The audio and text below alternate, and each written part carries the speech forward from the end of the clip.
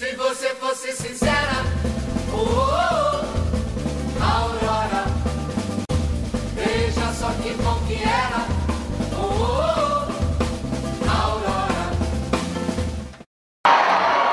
Kola inauteria, kola Euskal Herria.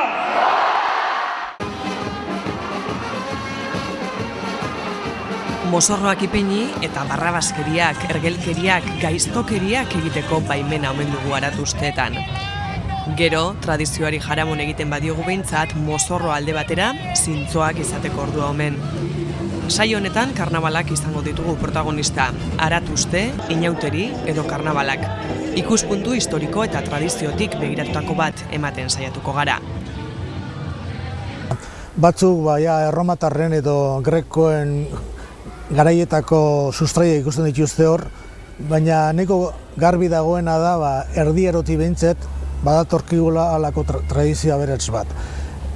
Erdi aroan batez ere erlijioarekin lotuta, da garizumarekin lotuta. Mozorrotzeko eta ohitura batez ere gerra aurrian egon zan. Egon zan, hori eten zan, halako eten luze bat egon zanak, Franco kontemporan, diktadura garaia, debeketuta zegoen, guk gure hortzaroen esate baterako ez dugu halako hori ezagutu bakarri, janaritan, egoen gize egunean, lardero egune, urde lardero egune ospatzen zen, txuixua jan, peila jan, torradak eta halako gauzak, eta gero elizara joan da otoitze egin, pekatu asko egiten zelako orduan munduan. Horrek baina ez zuen mendeetako jai tradiziozko horrekin bukatu eta berreskuratu egin ziren aratuzte, inauteri edo karnabalak. Haragia egin zer ikusi badago eta izena bera karnabal, karnal, karnestolendas da horiek esaten dutenez badute haragia egin zer ikusi. Hori handik aurrera garizuman haragia debekatuta zegoelako.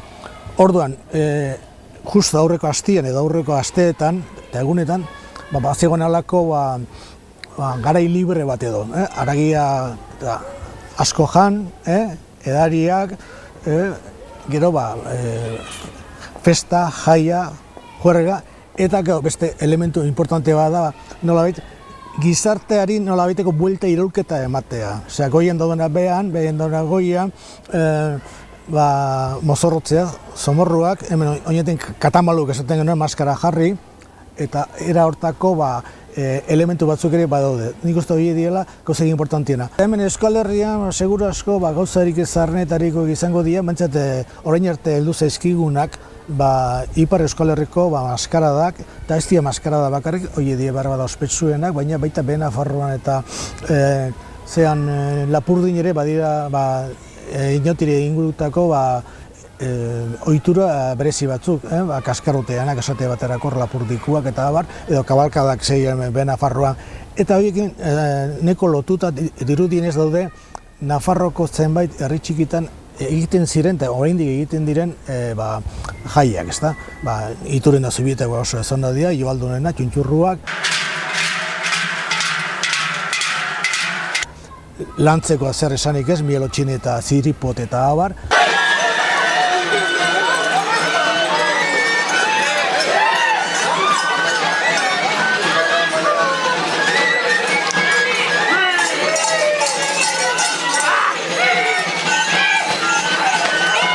Eta iparraldeko maskaradak eta Nafarroako ohituren Zubieta eta Lantzeko inauteri ez gain, aipatu behar dira Lurzaideko inauteriak ere, Nafarroako dantza deigarri eta antzinako honetako batzuk baititu.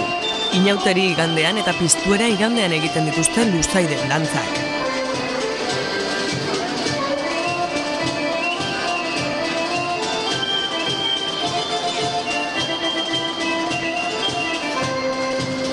Elementu batzu behintzat nahiko garbi daude bi talde, argi eta garbi, gorriak alde batetik eta beltza bestetik. Eta gorria dira jaunprestua, jatorrak, herriko jauna eta anderea, laborari eta laborariza, gero dantzari dotoreak ere, txarreroa, gatuzaina, zamaltzaina, kantinierza, eta horiek dantza ondo egiten dute, dantzak garrantzi izugarria dauka maskaradean barruan, eta orduan haiek egiten duten guzti egiten dute astiro, poliki eta dotore. Eta beste taldeko berriz, beste bandokoak, beltzak, horiek dira sarritan gaine izaten dira herritik kanporakoak, atzerritarrak, kanpotik etorritakoak dira, ofizio ezain prestuak, lapiko konpotzaileak, errementariak, perratzaileak, txorrotxeak, eta horiek dira pixka bat beltzen taldean sartzen direnak, batzu tartean baldin badaude ere. Eta horiek dantza egiten dute, baina oso era baldar batian, zarataka, eta azkenian danakalako zirimula batian alkarren gainean erortzen dira, jausten eta izugarrizko anabasa egiten dutean. Eta horren, bi mundu horien arteko nolabeko dialektika badago hor. Baina badira beste batzuk agian ez diranak hain ezagunak, eta galdu direnak edo eta azken urteetan berreskuratu direnak. Bai hor leitzakuak edo altxatzukuak, bastan ingurukuak eta abar. Orduan, hor neko tradizioa aberatsa egonda eta dirudienez bai Ipar eta bai Nafarroako Ipar Euskal Herria eta Nafarroako iparralde horretako zenbait herritan bazegoen nolabiteko antza. Gero beste herri batzuetan ere, Gipuzkoan da Bizkaian da Araban bertan ere, egin izan dira, bai herri txikietan eta ezain txikietan ere, karnabala.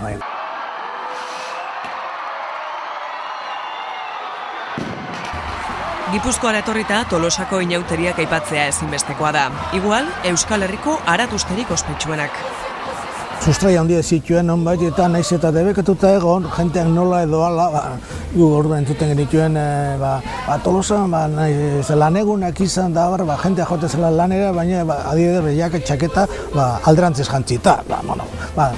Adirazteko zerra bazala, jaia bazegoleteko, apurka lortu zuten baimena, Udaberriko jairen izenean, karnabalitza atzegoen aipatzeren noski, eta inauteriek eta horrelakoik, eta ordan Udaberriko jaiek, hondik etzian hain Udaberriak ere, ikusten duzen, neko hotze egiten duela, tartea da, negutik Udaberriko pasadizo ere, bada jakina. Eta hor, pixkanaka lortu zuten bai, Donostia baino lehenago, zete Donostioko ere bazuen beste arrazoi batzuetatik garrorredi bere garrantzia, baina horri eustea, eta bain jakina, transizio ondoren berriz indar izugarri hartu du Tolosakoak behin. Kontanuki behar da, Tolosa inguruan ere badaudela beste herri txiki asko, eta hango iturak eta kantak eta ere iguale egon daizkela hor ere pixka sartuta, hor badia, Lizartzako txantxoak, eta amezketan ere egiten zela zerbait, eta Nafarroko muga horretan ere baziren beste ohitura batzuk. Eta gero Tolosakoa, oso herrian aukizuen garrantzi handia eta hasiera ez ahaztu behar, hango bertako bertsolariak, Ramos Azkarataren galtzaundin kantuek eta berehala egin ziren ospetsu eta ezagun behin.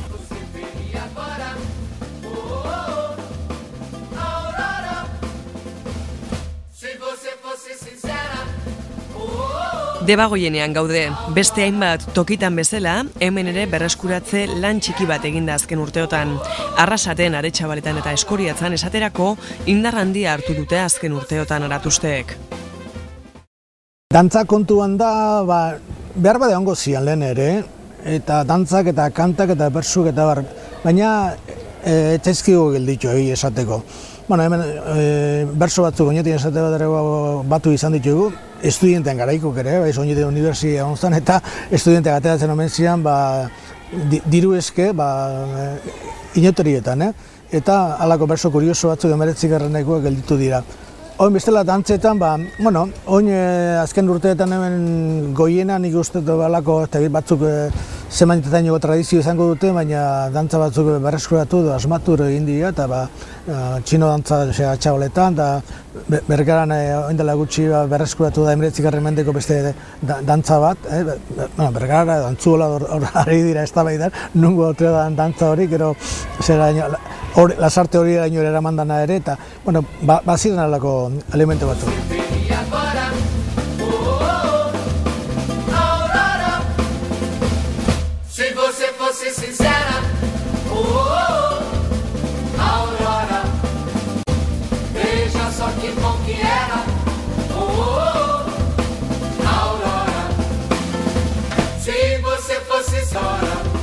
badirudi, azken urteetan herri batutan batez ere, bai Naparruan da beste herri batutan berreskuratu dituztela lehengo ohiturak, eta bestetik hemen ere badagoela halako gogo bat berriz aratuzte o karnaval edo inauteri horiek berriz indartzeko.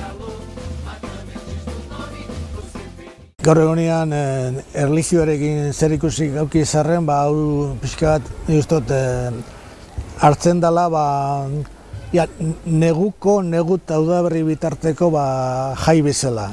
Jai bezala eta lehen esan duguna hori ez, pixka bat egunerokotasun horretatik ihes egiteko tartetxo bat, egun batzuk, eta urtean zehar libre estana zilegi izan egiteko nola baiteko askatasun pitintxo hori ematen duelako, eta horrek baduk gaina bere garrantzia eta bere grazia.